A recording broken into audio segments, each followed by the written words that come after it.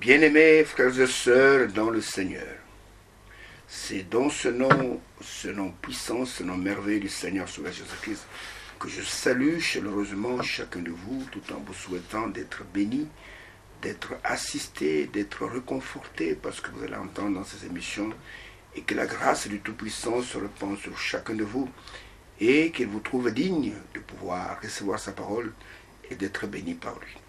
Ainsi que la bénédiction du Tout-Puissant repose sur chacun de vous, et que le Seigneur puisse pourvoir à tous vos besoins, et surtout aux besoins qui contribuent à votre salut. Et ainsi nous sommes reconnaissants au Seigneur de ce que il ne nous laisse pas sans nourriture, que chaque fois nous donne la nourriture spirituelle autant convenable, afin que nous soyons en bonne santé pour le servir et pour le louer. Ainsi, quelle que soit votre communauté, quelle que soit votre église, ne vous gênez pas de suivre nos émissions. Nos émissions s'adressent à tout le monde, je peux même dire qu'elles sont interdénominationnelles, c'est-à-dire que quiconque est de Dieu et qui aime la parole de Dieu, il aimera nos émissions, parce que dans ces émissions, c'est l'amour de Dieu qui est manifesté pour toute l'humanité. Ainsi que la grâce tout-puissante repose sur chacun de vous. Ce que Dieu veut, c'est que chacun de vous puisse arriver à la repentance, qu'il abandonne la mauvaise voie, qu'il abandonne la voie du mensonge, et qu'il puisse connaître la vérité, que la vérité puisse la franchir. Ainsi, merci pour vos prières, merci pour vos dons, merci pour vos aides financières pour que nos émissions puissent aller de l'avant. Merci pour vos prières, que vous priez tout le temps pour l'œuvre de Dieu. Merci pour tout ce que vous faites pour que l'œuvre de Dieu puisse aller de l'avant. Et le Seigneur a dit que même pour un seul verre d'eau, il y aura une récompense qui vous est réservée dans les cieux. Ainsi que la grâce du Tout-Puissant repose sur chacun de vous. Et soyez attentifs dans ces émissions, parce que ces émissions contribuent à la préparation de l'épouse de Christ qui va bientôt partir pour l'enlèvement. Et nous croyons que si vous êtes attentifs, Dieu ne manquera pas de vous bénir. Ainsi que la grâce tout-puissante repose sur chacun de vous. Et pendant que nous sommes encore assemblés autour de sa parole, que partout ces émissions vous atteignent, que vous soyez en Afrique, que vous soyez en Europe, que vous soyez aux États-Unis, que vous soyez n'importe où, que la grâce du Tout-Puissant repose sur chacun de vous et qu'il vous rende capable de devenir vous-même un dépôt de la parole. Ainsi que le Seigneur Tout-Puissant soit avec nous en ce moment et que lui-même accepte de nous parler pour que nos âmes puissent recevoir la vie. Ainsi, prenez de tout ce qui est nécessaire pour pouvoir enregistrer, pouvoir noter, parce que tout ce que nous faisons, c'est gratuitement que nous faisons, rien n'est payant ici. Et vous pouvez enregistrer, vous pouvez écrire, vous pouvez tout ce que vous voulez, et partager ce que nous disons avec d'autres personnes, et le Seigneur ne manquera pas de vous bénir. Ainsi, soyez attentifs, accrochez-vous dans vos fauteuils, et prenez de quoi écrire, et que la grâce du Tout-Puissant reste sur chacun de vous, pendant que nous sommes dans sa présence, pour que lui seul puisse nous parler. Ainsi, soyez attentifs, et je vous dis déjà à l'avance que la bénédiction du Tout-Puissant repose sur chacun de vous. Bien-aimés frères et sœurs dans le Seigneur, les voies de Dieu ne sont pas nos voies. Il a dit, autant les cieux sont élevés au-dessus de la terre, autant l'Orient est éloigné de l'Occident, autant mes pensées sont éloignées de vos pensées. Et nous croyons que par sa grâce, Dieu nous révèle ses voies, nous révèle sa volonté en toutes choses. Nous sommes en train de vous parler dans ces émissions de derniers messages que Dieu a adressés aux nations pour qu'au travers d'elles, nous puissions être participants de la dernière phase de la préparation de l'épouse qui se prépare pour l'enlèvement. Et tout le monde parle de l'enlèvement, mais tout le monde ne sera pas dans l'enlèvement. Tout le monde parle du ciel, mais tout le monde ne sera pas au ciel. Et il n'y a que l'épouse de Christ qui partira dans l'enlèvement. Elle seule sera dans sa présence. Elle seule sera au noces de l'agneau. Et ces émissions, elles sont là pour s'adresser à l'épouse de Christ, à celle qui est la dame élue, celle qui se prépare pour aller à sa rencontre dans les airs. Et nous sommes en train de parler de l'unité, et sans laquelle aussi personne ne pourra partir dans l'enlèvement. Et il n'y aura pas la division quand il y aura l'enlèvement, mais dans cette unité, et l'unité avec Dieu, pas n'importe quelle unité, il n'y a que ceux qui sont prédestinés à l'avance, ceux que Dieu a connus avant que le monde ne fût, qui seront là pour participer à cet enlèvement. Alors nous avons deux textes que nous lisons pour asseoir notre prédication. Nous avons Hébreux chapitre 1er, les 3 premiers versets, et où Paul, parlant à ses frères hébreux, il dit ceci: après avoir autrefois, à plusieurs reprises et de plusieurs manières, parlé à nos pères par les prophètes, Dieu, dans ce dernier temps, nous a parlé par le Fils. Il a établi, héritier de toutes choses. Par lui, il a aussi créé l'univers. Le Fils est le reflet de sa gloire et l'empreinte de sa personne. Il soutient toutes choses par sa parole puissante. Il a fait la purification des péchés et s'est assis à la droite de la majesté divine dans le lieu très haut. Et là, c'est un passage aussi mystérieux. Et on parle du Fils, on parle de Dieu, qui a parlé dans l'ancien temps par les prophètes, mais qui nous parle maintenant au travers du Fils. Et nous prenons aussi Genèse chapitre 1er, Genèse chapitre 1er, et 2 versets seulement, le verset 26, le verset 27. Là, il est dit, puis Dieu dit, faisons l'homme à notre image, selon notre ressemblance, et qu'il domine sur le poisson de la mer, sur les oiseaux du ciel, sur le bétail, sur toute la terre, et sur tous les reptiles qui rampent sur la terre. Dieu créa l'homme à son image, il le créa à l'image de Dieu, il créa l'homme et la femme. Et nous voyons que Dieu, El Elohim, dans son plan, dans sa pensée, dans ses desseins, il avait prévu d'être un avec ses fils, avec ses filles, et il voulait être avec ses enfants.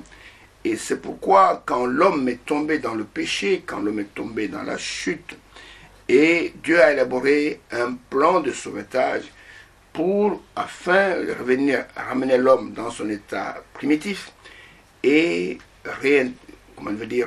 restaurer cette unité entre lui et l'homme qui avait été perdu. Nous voyons que l'homme, quand il fut créé, comme je l'ai dit souvent, et Dieu a prononcé une parole qu'il n'avait jamais prononcée pour les autres animaux, pour les oiseaux, pour les reptiles. Disons, faisons l'homme à notre image, faisons l'homme à notre ressemblance, et qu'il puisse dominer sur tout ce qui se meut sur la terre. Et Dieu a créé l'homme à son image. Et nous allons voir qu'il faut que nous ayons la même nature que lui pour pouvoir expérimenter cette unité. Et nous avons vu que c'est au travers du Rédempteur, au travers du Seigneur Jésus-Christ, que Dieu va atteindre cet objectif. Parce que la Bible dit, regardez ce qui est écrit, quand le Seigneur a ressuscité Lazare, et que les pharisiens, tout ce monde, étaient fâchés de voir qu'il faisait trop de miracles. Et il est écrit dans Jean chapitre 11, quand Caïphe a dit qu'il était avantageux que, plutôt qu'un seul homme meure, plutôt que toute la nation puisse mourir. Et il est dit au verset 52 de Jean chapitre 11, il est dit, et, bon, commençons même par le verset 51. Or, il ne dit pas cela de lui-même, mais étant souverain sacrificateur. Cette année-là, parce qu'on changeait chaque année sur le sacrificateur, il prophétisa que Jésus devait mourir pour la nation. Et ce n'était pas pour la nation seulement, c'était de côté aussi afin de réunir en un seul corps, donc dans l'unité, en un seul corps, les enfants de Dieu dispersés. Jésus est mort afin de réunir dans un seul corps les enfants de Dieu qui sont dispersés sur toute la surface de la terre. Jésus est mort pour l'unité. Jésus n'est pas mort pour que nous puissions rester dans la dispersion. De réunir non pas n'importe où, non pas dans un isme, non pas dans une communauté, mais réunir dans un seul corps, le corps de Christ, dans un seul corps, les enfants de Dieu, pas les membres de communauté, les enfants de Dieu dispersés. Vous comprenez? Et Dieu veut que ses enfants soient un. Nous avons montré que le Seigneur Jésus, dans Jean chapitre 17, a prié pour que cette unité soit réalisable parmi ses enfants. Et nous avons vu que pour cette unité puisse être durable, il faut d'abord l'unité verticale de chaque membre de son corps avec Dieu lui-même. Et il faut d'abord être uni avec Dieu. Et ensuite, il y a l'unité horizontale entre les membres, le Seigneur dit qu'on reconnaîtra à ceci que vous êtes mes disciples, si vous avez de l'amour les uns pour les autres, si vous êtes unis. Et c'est pour eux, il a dit que c'est pour eux que je prie, je ne prie pas pour le monde, j'ai prié pour ceux que tu m'as donnés avant que le monde ne fût. J'ai prié pour ceux qui ont entendu ta parole que tu m'as donnée et qui ont gardé cette parole. Je te prie pour ceux qui ne sont pas du monde, mais que le monde a haï à cause qu'ils ont entendu et reçu ta parole. C'est pour cela que Jésus prie dans Jean chapitre 17. Ne confondez pas les choses. Jésus n'a jamais prié pour l'écuménisme, où les gens ont plusieurs doctrines, ont plusieurs religions et plusieurs, c'est pas moi, versions du christianisme, et qu'ils se réunissent là-dedans pour écouter, nous sommes des chrétiens, alors qu'ils sont divisés, et disent, écoutez, nous sommes un, soyez un dans l'écuménisme. Dieu n'est pas dans l'écuménisme. L'unité avec Dieu, nous allons voir, c'est l'unité dans sa parole et l'unité dans son esprit, et le Saint-Esprit et l'esprit de l'unité. Donc ce thème de l'unité sur lequel nous sommes en train de nous entretenir ne concerne pas les incroyants, ne concerne pas ceux qui croient autre chose que la parole de Dieu. Ce thème concerne uniquement les croyants. Vous comprenez? Uniquement ceux qui ont été rachetés, ceux qui ont été ramenés dans la position originale. Dieu n'aime pas le mélange des semences. Regardez ce qu'il dit dans 2 Corinthiens chapitre 6. 2 Corinthiens chapitre 6. Dieu n'est pas un Dieu de confusion. Notre Dieu est un Dieu de pureté. Il veut que sa sémence, rien que sa sémence pure, soit conservée dans la pureté et dans l'unité. Dans 2 Corinthiens chapitre 6, commençons par le verset 14. Regardez ce que le Seigneur dit. Regardez ce qu'il dit. Il n'aime pas le mélange. Il dit ceci, je vais lire le verset 14 au verset 18. Il dit, ne vous mettez pas avec les infidèles, les non-croyants, sous un joug étranger, un joug différent de le joug de la parole de Dieu. Car quel rapport y a-t-il entre la justice et l'iniquité? La justice, c'est ce qui confond la parole de Dieu. L'iniquité, c'est le péché volontaire. Ou qu'y a-t-il de commun entre la lumière et les ténèbres? Quel accord y a-t-il entre Christ et Bélial? Ou quelle part a le fidèle avec l'infidèle? Il n'y a aucun accord. Parce que deux hommes marchent-ils ensemble sans être concertés? Amos 3, verset 3. Et il dit, quel rapport y a-t-il entre le temple de Dieu et les idoles? Car nous sommes le temple du Dieu vivant, parce que Dieu habite en nous. Comme Dieu l'a dit, j'habiterai et je marcherai au milieu d'eux. Je serai leur Dieu et ils seront mon peuple. Voilà. C'est pourquoi, pour l'unité, regardez ce qu'il dit, c'est pourquoi, sortez du milieu d'eux et séparez-vous, dit le Seigneur. Ne touchez pas à ce qui est impur et je vous accueillerai. Et je serai pour vous un père et vous serez pour moi des fils et des filles, dit le Seigneur Tout-Puissant. Dieu n'aime pas le mélange de sémences. Dieu veut que nous soyons séparés de toute incrédulité. La parole de Dieu exige de nous une séparation totale, pas partielle, une séparation totale avec l'incrédulité. Dieu n'aime pas cela. Regardez, quand Dieu a appelé Abraham, qui était dans un pays plein d'idolâtrie, qui était Babylone, Dieu lui dit, va-t'en de ton pays, va-t'en de ta patrie, va-t'en de la maison de ton père. C'est une triple sortie. Va-t'en de ton pays, va-t'en de ta patrie, va-t'en de la maison de ton père, vers un pays que moi, Dieu, je vais t'indiquer, je vais te montrer. Et Abraham, quand il est sorti, Abraham a commis, je peux dire, 2 erreurs. Abraham a mené son père, qui s'appelait Térak. Et il a mené, et jusqu'à ce que, arrivé quelque part, Dieu a retranché ce papa. Il a dit, écoutez, je ne t'ai pas appelé toi, j'ai appelé ton fils, c'est vrai, mais son fils, et a emmené son père. C'est vrai, nous sommes pleins d'amour fraternel, et parfois nous aimons nos membres de famille, et plus que autre chose, et vous comprenez. Et Abraham, ils sont arrivés à Charan, et quand vous lisez cela à la fin du chapitre 11 de Genèse, Et c'est à Charan que Térak est mort, qu'Abraham a enterré son père. Mais Abraham a aussi amené son neveu, qui s'appelait Lot, avec sa famille. Et ce neveu, c'était l'enfant de son petit frère, qui était déjà décédé. Et Abraham avait adopté ce fils qui était Lot. Il l'a amené. Mais vous allez voir que depuis que Dieu l'avait appelé, aussi longtemps que Lot était là, Dieu ne lui parlait plus. Parce que Dieu avait demandé qu'il sorte seul. Et lui l'a amené, il avait son neveu Lot.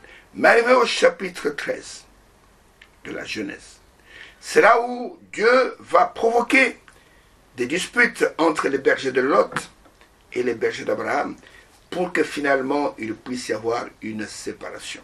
Abraham va dire à son neveu qu'il n'y ait pas querelle entre toi et moi, nous sommes frères, et le pays est assez vaste.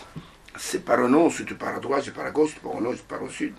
Et nous voyons que Lot, qui n'était pas un chrétien, je peux dire, affermi, va choisir d'aller habiter au milieu des pécheurs à Sodome et Gomorrhe. Et vous voyez qu'après on ira le tirer de là pour le faire sortir avant que Sodome et Gomorrhe ne soit détruit. Et Abraham est resté seul là dans les plaines, sur les chaînes de Mamré.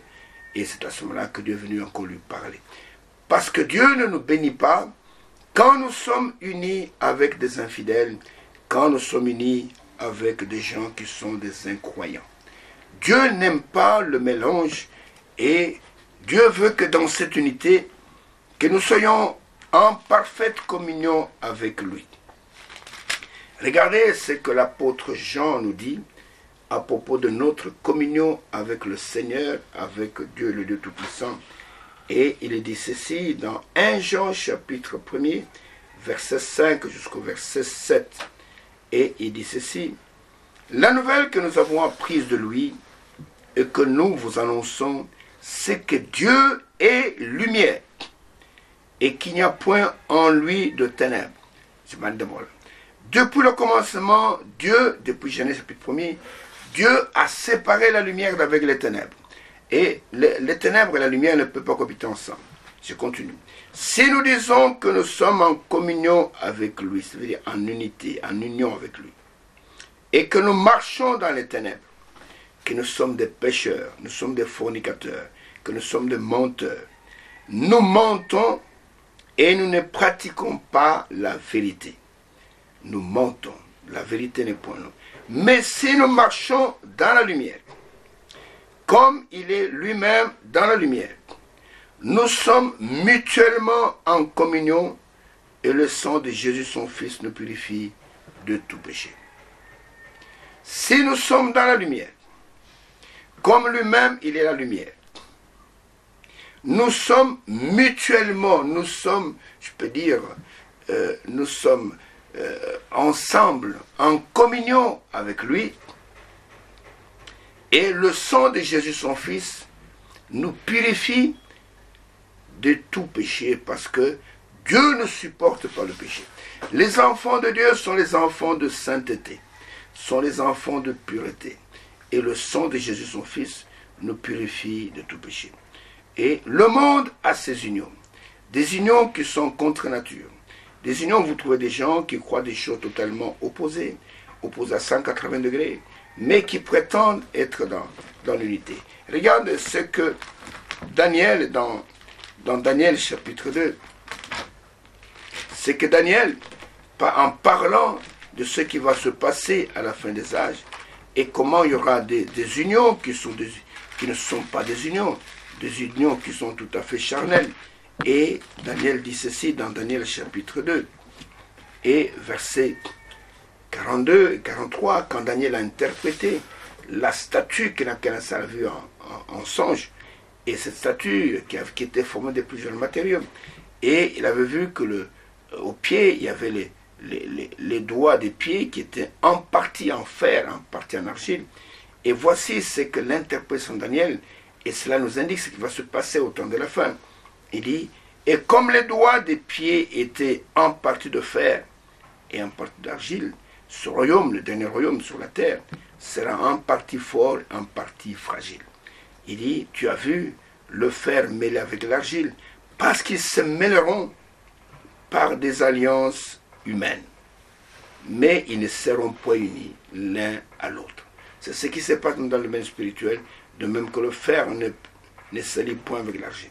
Au temps de la fin, les gens seront dans des alliances humaines. Même au niveau des églises, ils sont dans des alliances humaines, mais ils ne seront pas unis.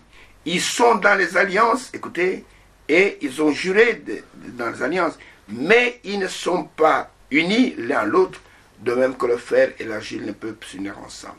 Et nous voyons que pour les élus de Dieu, comme l'avons déjà dit précédemment, il faut non seulement l'unité avec le Dieu véritable, il faut aussi la réconciliation avec Dieu. Et nous voyons que pour être réconcilié avec Dieu, il faut expérimenter le pardon de vos péchés. Il faut que Dieu vous pardonne et que vous soyez réconciliés avec lui. Tu ne peux pas être dans l'unité étant en inimitié avec Dieu. C'est impossible. Vous devez d'abord être réconcilié avec lui. Et pour te réconcilier, vous devez vous repentir de vos péchés. Vous devez obtenir le pardon que Dieu accorde à ceux qui se répandent. C'est ce qui est écrit dans Actes chapitre 17, verset 30, verset 31, où il est écrit que Dieu, sans tenir compte des temps d'ignorance, annonce à tous les hommes en tous les lieux sur la terre qu'ils ont à se repentir. C'est une obligation. Ils ont à se repentir, et non seulement se repentir, et parce que Dieu a fixé un jour où il va juger le monde, non pas par une église quelconque, non pas par un isme quelconque, il va juger le monde par celui qu'il a dessiné d'avance, et au travers duquel il a donné une preuve certaine d'entre les morts, c'est-à-dire Jésus-Christ. Le monde sera jugé par Jésus-Christ. Et Jésus-Christ étant la parole, sachez que tout le monde sur la terre sera jugé par la parole de Dieu. Que vous soyez catholique, que vous soyez protestant, que vous soyez musulman, vous soyez n'importe quelle communauté dans le monde, Dieu va juger le monde uniquement par Jésus-Christ, pas par autre chose. Et il va prendre seulement cette parole qui est dans cette Bible, et c'est par elle qu'il va nous juger. Regardez ce qui est écrit dans 2 Timothée au chapitre 4. 2 Timothée au chapitre 4 à propos du jugement qui va s'abattre sur tous les hommes qui sont sur la terre. Il est écrit ceci, 2 Timothée chapitre 4. Et pour réussir à ce jugement, pour être exempt de ce jugement, il n'y a qu'un seul endroit où tu peux te réfugier, c'est en Christ. Parce que la Bible dit, Romains chapitre 8, verset 1er, qu'il n'y a plus de condamnation pour ceux qui sont en Jésus-Christ. Et dans 2 Timothée chapitre 4, je commence par le verset 1er, regardez ce qu'il dit. Je t'en conjure, c'est Paul qui écrit à Timothée, devant Dieu et devant Jésus-Christ, qui doit juger les vivants et les morts.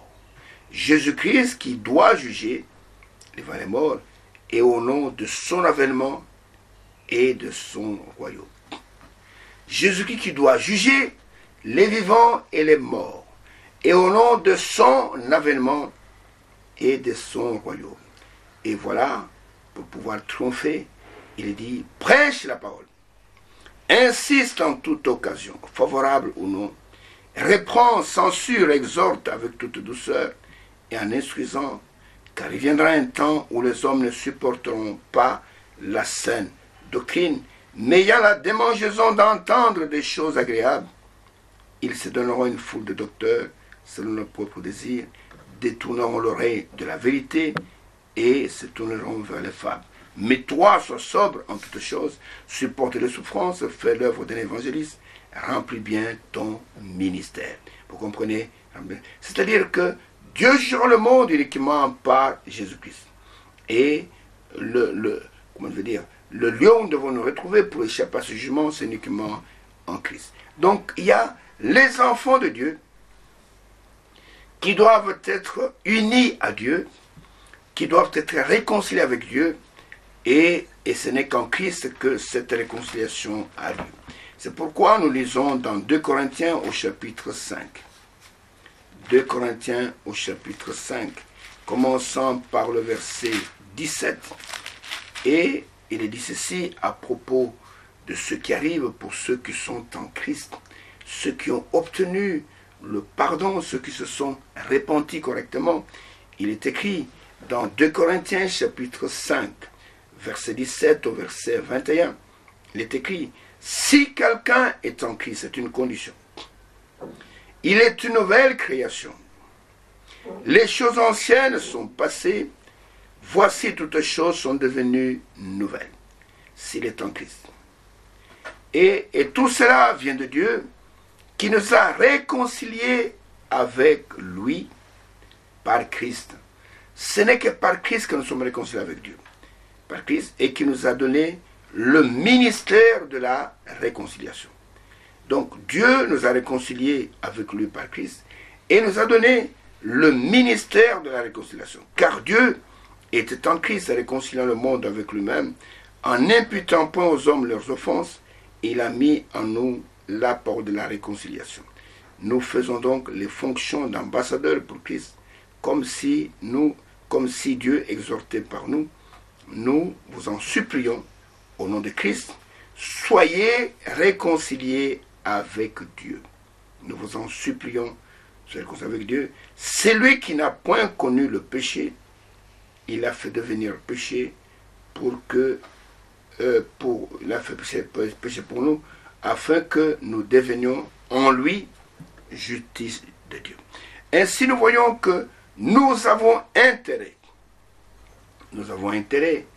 à nous réconcilier avec lui. Nous avons intérêt à être en paix avec Dieu. Et l'apôtre nous dit, soyez réconciliés avec Dieu. Dieu veut être dans l'unité avec ses enfants. Dieu veut que nous soyons en paix les uns envers les autres, que nous soyons dans l'unité. Et pour cela, regardez ce que je vais vous montrer maintenant. Dieu dans son amour,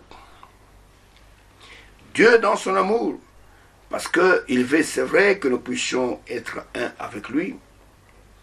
Dans son amour, il a pourvu tout ce qui est nécessaire pour que nous soyons un avec lui. Et pour cela, il a pourvu que nous puissions hériter de la même nature que lui. Et que nous puissions devenir un avec lui et en ayant sa propre nature. Ça, c'est un amour vraiment qui est insondable, que je ne peux pas comprendre.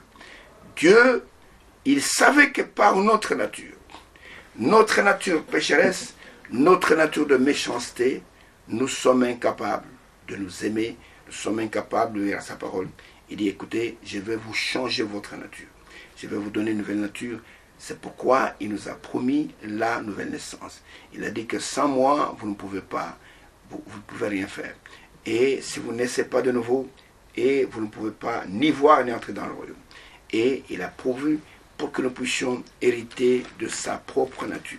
Et c'est ce que Pierre nous dit dans 2 Pierre au chapitre 1er.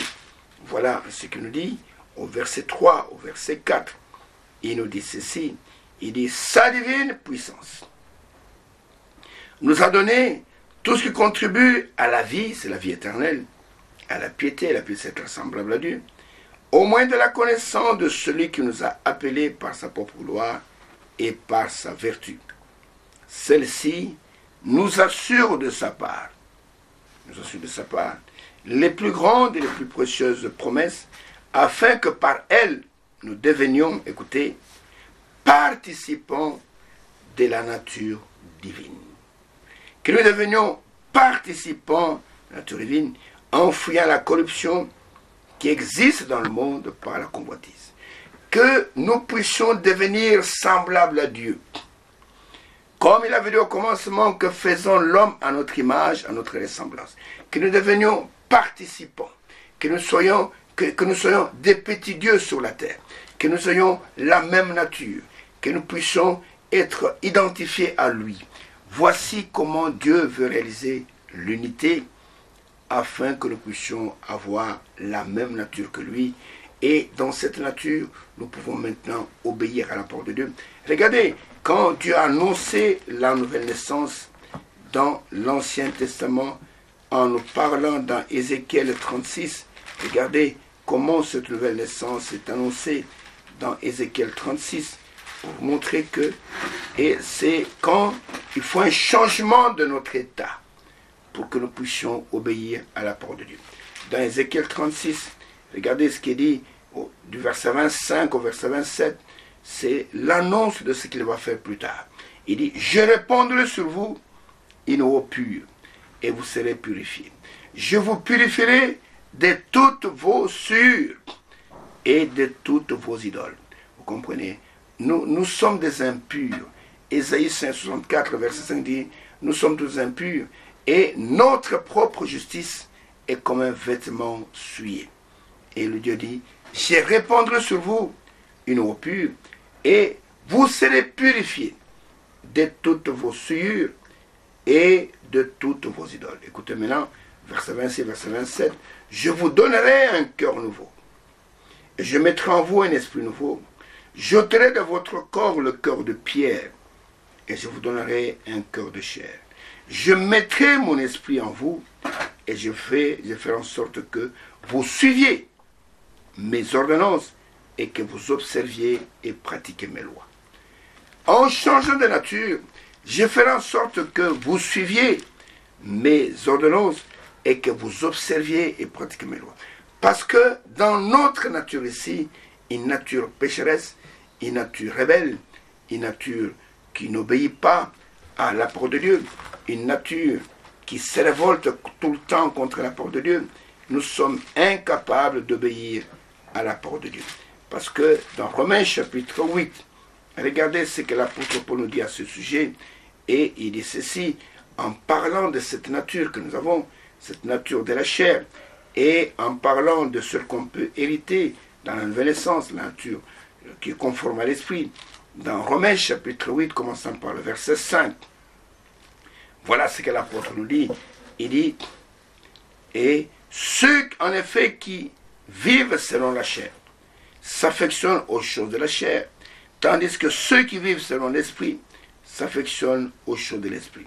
Et l'affection de la chair, c'est la mort. Vous entendez? C'est la mort. Tandis que l'affection de l'esprit, c'est la vie et la paix. Comprenez? Donc, ce corps dans lequel nous sommes, il nous conduit à des choses de néant. Il nous conduit tout droit vers la mort. Car l'affection de la chair est inimitié contre Dieu. Donc, il n'y a pas de réconciliation. Parce qu'elle ne se soumet pas à la loi de Dieu. Et qu'elle ne le peut même pas. Or, ceux qui vivent selon la chair ne sauraient plaire à Dieu. Pour vous, vous ne vivez pas selon la chair, mais selon l'esprit. Si du moins l'esprit de Dieu habite en vous, et si quelqu'un n'a pas l'esprit de Christ, il ne lui appartient pas. Vous comprenez? Donc nous voyons que nous avons besoin du changement de notre nature pour être réconciliés avec Dieu, être réconciliés avec notre prochain et vivre droitement avec le Seigneur selon les ordonnances de sa parole. Et nous voyons que sans cela, nous sommes dans une nature rebelle, une nature qui ne peut pas s'unir à Dieu, parce que nous sommes en inimitié avec Dieu. Et Dieu veut que nous soyons parfaitement un avec lui, et il veut le réaliser en changeant notre nature. Et il veut que nous ayons, donc, quand il va changer notre nature par sa divine puissance, et que nous allons, qui nous a donné tous contribué à la vie, à la piété, et que celle-ci nous ajoute de sa part les plus grandes et les plus précieuses promesses, afin que par elles, vous deveniez participants de la nature divine. Et au travers de cela, le Seigneur veut que nous puissions expérimenter cette unité avec lui par sa nature, et que nous puissions avoir la même vie que celle qui était en Jésus-Christ, que nous puissions avoir les mêmes sentiments qui étaient en Jésus-Christ, que nous puissions avoir le même amour, que nous soyons des petits dieux manifestés sur la terre, ayant des bons sentiments les uns envers les autres. Sans cela, nous marchons dans la mort et nous nous trompons nous-mêmes. Et il veut qu'à ceux qui expérimentent ces choses, il leur fait connaître sa volonté, il leur révèle le nom du Père, il prend la parole que le Père lui a donnée, il la met en eux, et ils deviennent des personnes différentes, et son amour est en eux, et nous devenons des personnes différentes. Dans Philippiens au chapitre 2, Philippiens au chapitre 2, du premier verset jusqu'au verset 5, il est écrit, « Si donc il y a quelque consolation en Christ, s'il y a quelque soulagement dans l'amour, s'il y a quelque communion d'esprit, s'il y a quelque compassion et quelque miséricorde, rendez ma joie parfaite, ayant un même sentiment, un même amour, une même âme, une même pensée. Ne faites rien par esprit de parti ou par vaine gloire, mais que l'humilité vous fasse regarder les autres comme étant au-dessus de vous-même. Que chacun de vous, au lieu de considérer ses propres intérêts, considère aussi ceux des autres. Écoutez, ayez en vous les sentiments qui étaient en Jésus-Christ. Ayez en vous ces sentiments-là. Ayant le même sentiment, le même amour, la même affection, ne faisant rien par esprit de parti, par esprit de division. Ayez en vous le même sentiment, les sentiments qui étaient en Jésus-Christ. Et pour avoir ces sentiments, il faut que la même vie soit en vous. Il faut que vous soyez un petit Jésus sur la terre. Il faut que vous soyez manifesté comme étant un véritable Fils de Dieu. Parce que la Bible dit qu'à tous ceux qui l'ont reçu, qui ont reçu la parole qui est au commencement, à ceux qui croient en son nom, cette parole qui est au commencement leur a donné, leur a communiqué le pouvoir de devenir des enfants de Dieu, lesquels sont nés ni de la volonté de la chair, de la volonté du sang, de la volonté d'homme, mais de Dieu lui-même. Et pour cela, il faut que notre nature soit changée. Et dans 1 Jean au chapitre 2, pour que nous puissions voir cet amour de Dieu qui est déversé en nous par le Saint-Esprit. C'est par le Saint-Esprit que l'amour de Dieu vient dans notre cœur. Il est écrit, n'aimez point le monde, ni les choses qui sont dans le monde. Si quelqu'un aime le monde, l'amour du Père ne pointe en lui. Et nous ne voulons que son amour demeure en nous. Et Dieu n'aime pas le mélange. N'aime point le monde, ni les choses qui sont dans le monde. Si quelqu'un aime le monde, l'amour du Père ne pointe en lui. Comprenez? Car tout ce qui est dans le monde, la convoitise de la chair, la convoitise des yeux et l'orgueil de la vie ne vient point du Père, mais vient du monde. Et le monde passe, sa convoitise aussi, mais celui qui fait la volonté de Dieu demeure éternellement. Dieu veut que son amour soit déversé dans nos cœurs par le Saint-Esprit. Le monde, c'est qui cherche à nous tuer. Le monde ne nous aime pas. Le monde cherche à nous tuer. Le monde veut que nous puissions être entraînés dans le séjour de mort. Mais Dieu, lui, il veut notre salut. Il veut que nous puissions demeurer avec lui. Et il faut que l'amour de Dieu, l'amour du Père puisse demeurer dans notre cœur. Et afin que nous soyons dans l'unité avec lui, et cette unité nous conduit à la vie, à l'éternité. Et nous voyons que, mais le monde, lui, il nous tend des pièges pour que nous puissions sombrer dans la séduction, être perdus pour l'éternité. Et Dieu ne veut pas cela. Dieu veut le salut de nos âmes. Et nous voyons que le monde passe et sa convoitise aussi. Mais celui qui fait la volonté du Père, la volonté de Dieu, demeure éternellement. Ainsi nous voyons que Dieu veut que nous soyons parfaitement un. Que nous soyons parfaitement un avec lui, que nous soyons parfaitement un les uns avec les autres. Et pour cela, mon bien-aimé frère, ma bien-aimée sœur, pour que cette union soit une véritable union, il faut absolument que nous puissions devenir semblables à lui, que nous ayons sa propre nature. Regardez, dans le mariage naturel. Dans le mariage naturel, quand l'homme et la femme se promettent l'un l'autre, et qu'ils disent, écoutez, nous faisons de vœux pour vivre ensemble, ils se promettent l'un l'autre, et quand on les marie, nous entendons souvent cette phrase, et j'aimerai ma femme, je serai uni à elle dans le lien de mariage jusqu'à ce que la mort nous sépare. Jusqu'à ce que la mort nous sépare. Et c'est comme ça que les gens se jurent fidélité l'un à l'autre. Je serai fidèle à ma femme, je serai avec elle, je serai fidèle à mon mari, je serai avec lui, jusqu'à ce que la mort nous sépare. Et l'union entre un homme et une femme sous-entend d'abord qu'ils s'aiment, qu'il y a l'amour. Et l'amour sous-entend le pardon et la réconciliation. Si tu ne pardonnes pas, si tu n'es pas réconcilié avec la personne que tu vas épouser, il est difficile que vous puissiez vivre ensemble en paix.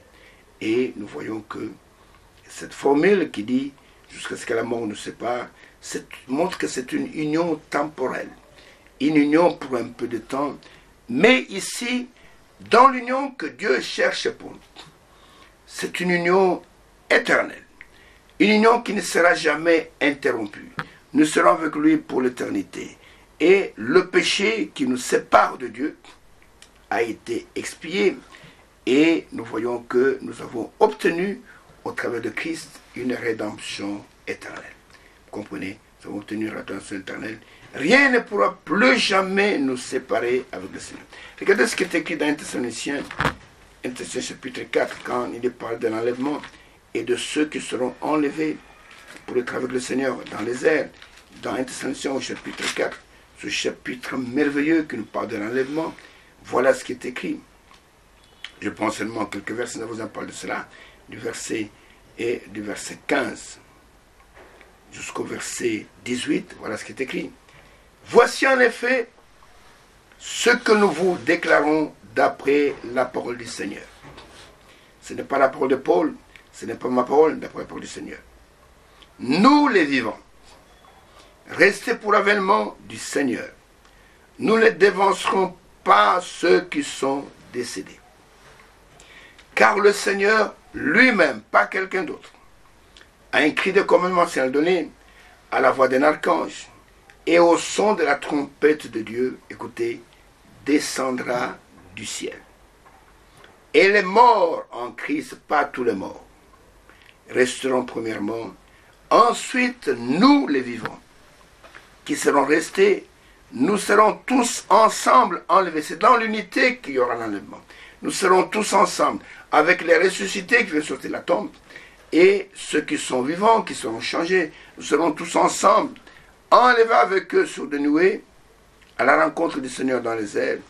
Ainsi, nous serons toujours avec le Seigneur. C'est une union éternelle.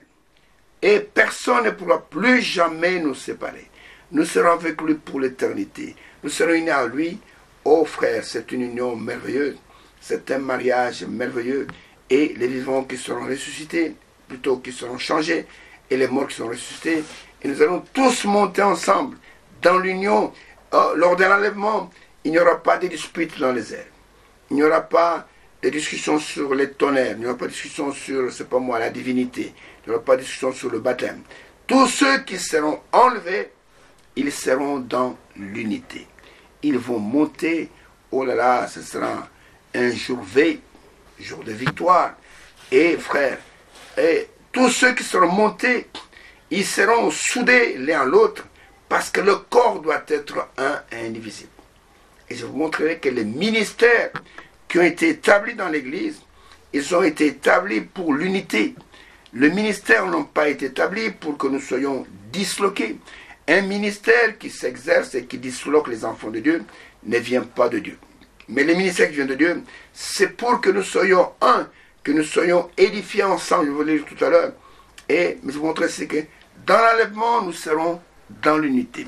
Nous allons monter dans l'unité. Il n'y aura pas de bagarre là dans l'air. Ah, toi, qu'est-ce que tu fais ici? Toi, tu ne devais pas être dans l'enlèvement. Allez, prends un coup de poing. Il n'y aura rien de tout cela. Mais dans l'enlèvement, il y aura l'unité parfaite. Et ceux qui seront enlevés, ils sont unis entre eux, et chacun d'eux est uni à Dieu. Et nous serons là pour l'éternité. Regardez ce qui est écrit, j'anticipe un peu sur cela, dans Éphésiens au chapitre 4, à propos de ministères que Dieu nous a donnés dans l'Église. Et ces ministères sont donnés pour l'édification, pas pour la destruction. Ils sont donnés pour l'unité et pas pour la division. Un ministère qui divise ne vient pas de Dieu. Le vrai ministère agit comme Christ agit. Christ est venu mourir pour rassembler dans un même corps les enfants de Dieu dispersés. Christ n'est pas venu pour nous disperser.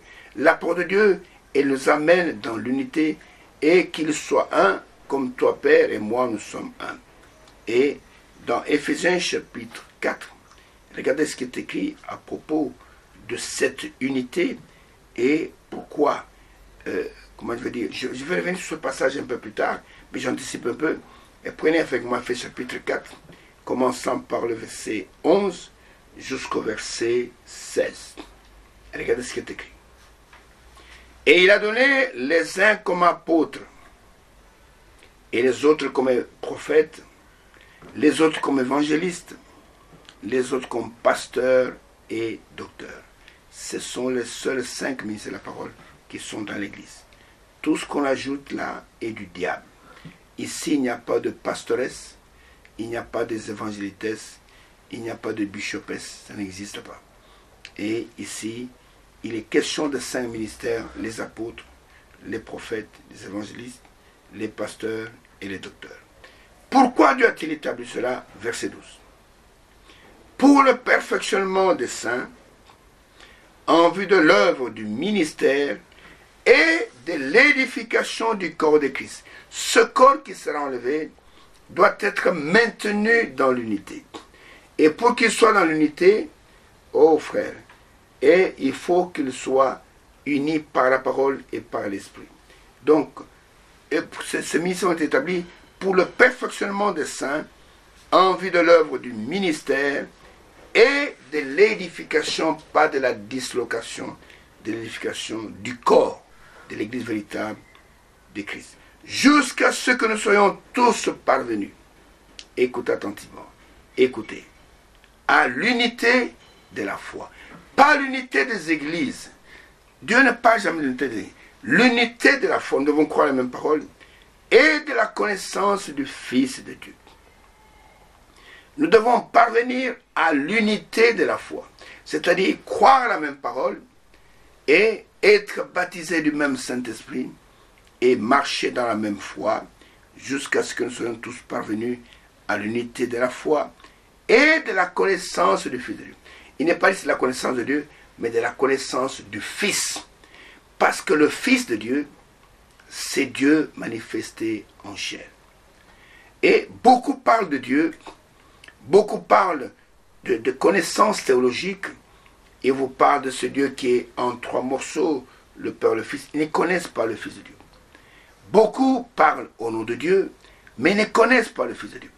Et Jean nous dit dans Jean 17, verset 3, « Or la vie éternelle, c'est qu'ils te connaissent, toi, le seul vrai Dieu, et celui que tu as envoyé, Jésus-Christ, qui est le Fils de Dieu. » Donc, jusqu'à ce que nous soyons tous parvenus à l'unité de la foi et à la connaissance du Fils de Dieu.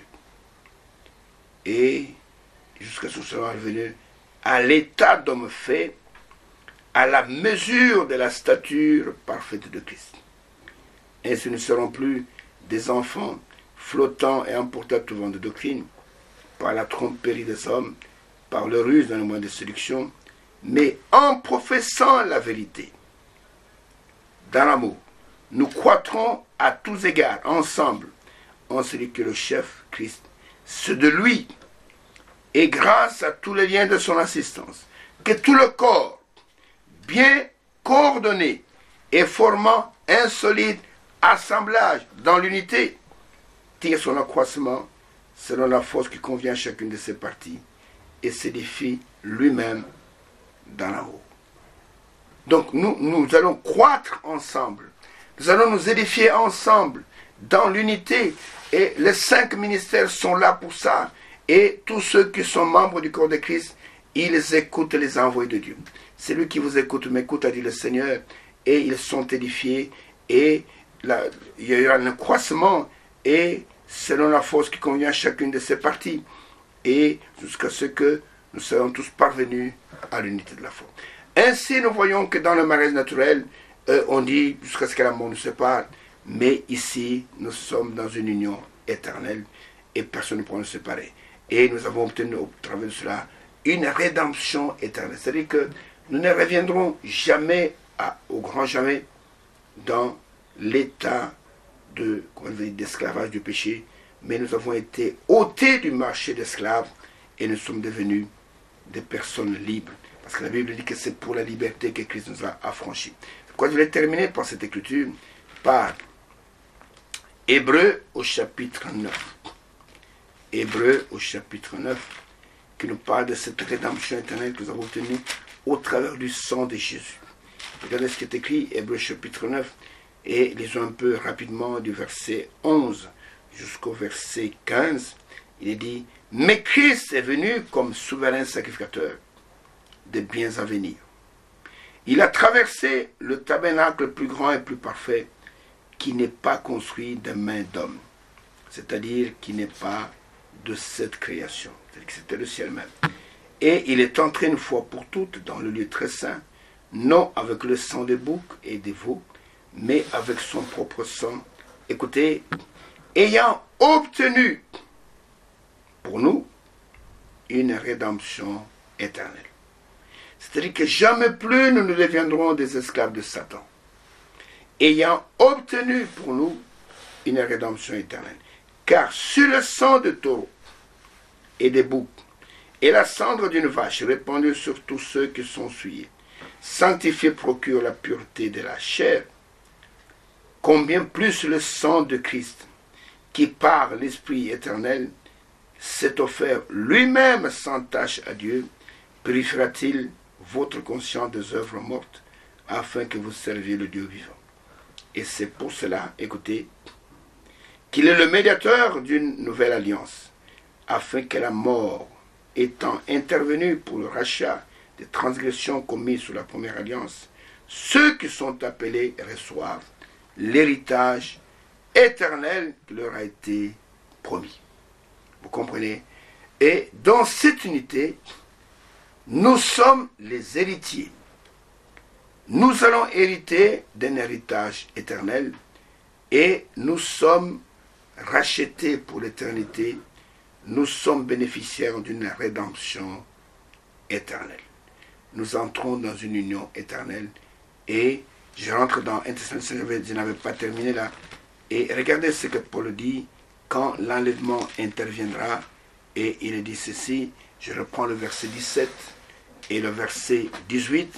Il dit, ensuite nous les vivants qui seront restés, nous serons tous ensemble enlevés avec eux sur les nuées, avec les vivants et les morts, à la rencontre du Seigneur dans les airs. Nous serons toujours avec le Seigneur.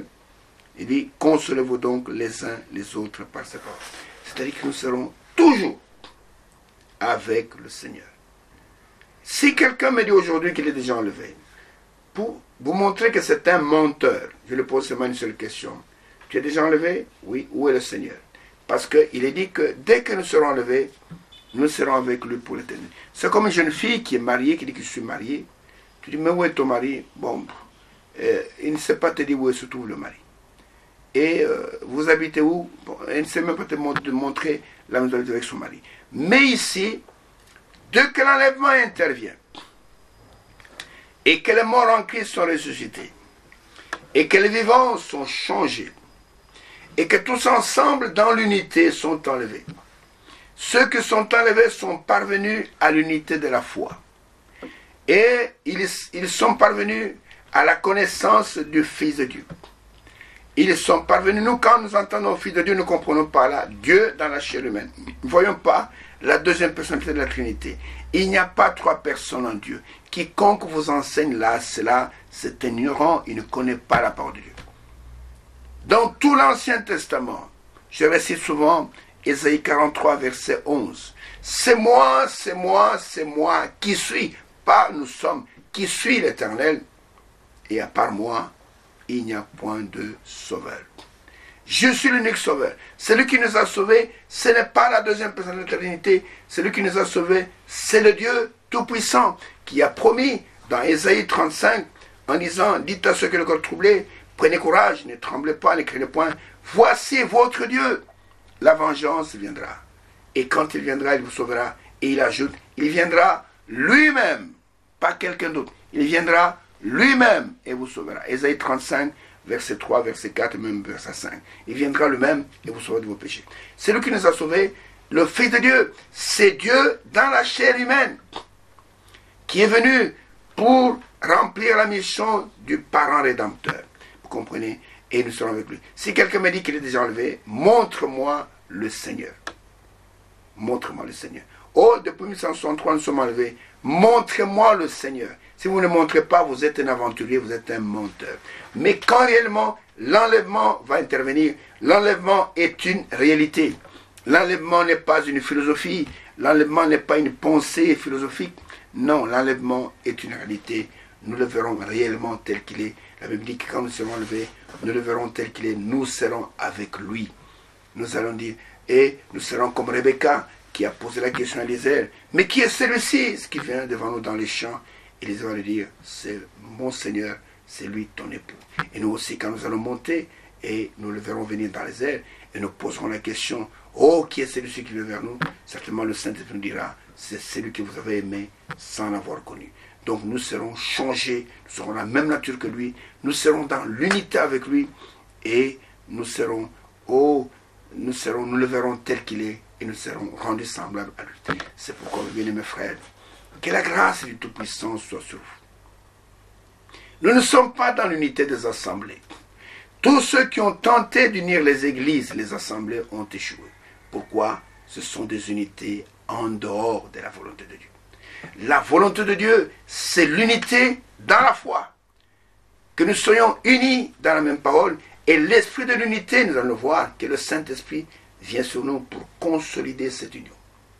Alors nous devenons des inséparables. Et nous serons inséparables jusque dans l'enlèvement.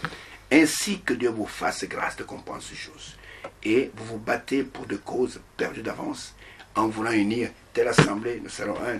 Non, prêchons la même parole, nous serons automatiquement ensemble. Comme dans la vallée d'ossement d'Ézéchiel, les eaux vont se rassembler ensemble, ça sera automatique. On a dit seulement au prophète, prophétise.